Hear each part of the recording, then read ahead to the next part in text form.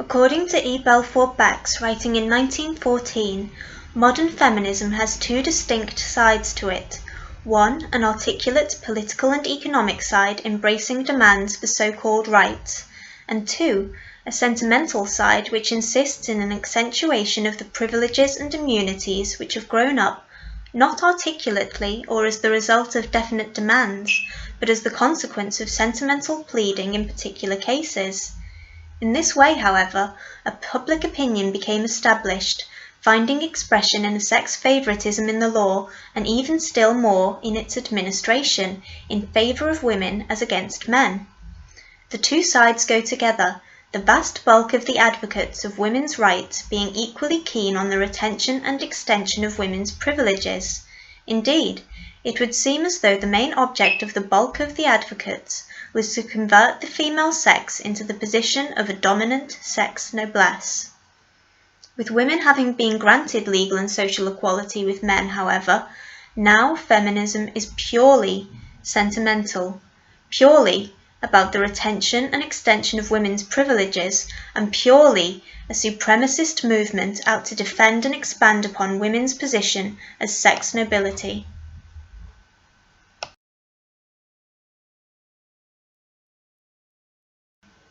According to the Fawcett Society, non-feminist men and women make up 93% of the UK population. If you look at the number of MPs who voted in the patriarchy theory-soaked feminist Istanbul Convention, however, it appears that 21% of our MPs are feminist, so non-feminist people are underrepresented in Parliament. Moreover, with only 2 MPs voting against the ratification of the IC, almost the entire other 79% are failing to stand up and reject feminism openly, just submitting to its encroachment on our society. This is because they are scared.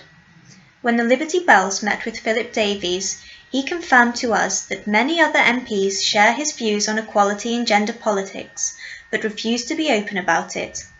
They clearly see the tsunami of abuse that Philip receives as thanks for his public position and recoil from it.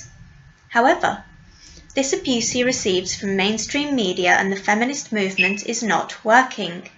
A poll conducted in the Metro showed that 83% of readers agree with him that the Women and Equalities Committee should change their name to the Equalities Committee, and the strong likelihood is that he'll beat the feminist Women's Equality Party leader Sophie Walker in the battle for Shipley's soul, in which she is standing against him for his seat in the Commons. This level of public support for him will, like Brexit and Trump, expose the mainstream media and their hysterical hangers-on for the paper tigers they are.